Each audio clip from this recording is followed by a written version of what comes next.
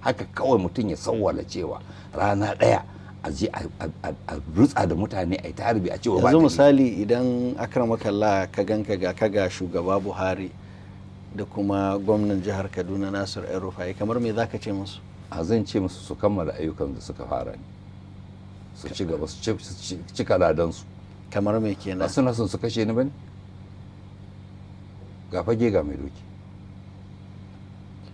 Ba za ka nemi ka ji ko dalilansu na waɗancan abubuwan ko ka ji nasu bangaren? Na sani ai,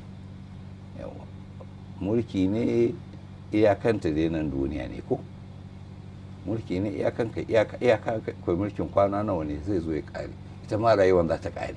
kuma ai lokacin da aka rabe ni wani minista cikin ministocin Buhari din ya bugo man waya na ansa, ina an harbe ni ina kwance, na ce kaga abin da gwamnatin ku ta yi min ku, na ce ka ce ina gaida janar Buhari, ku yi gwamnati lafiya sai mun haɗu a lahira.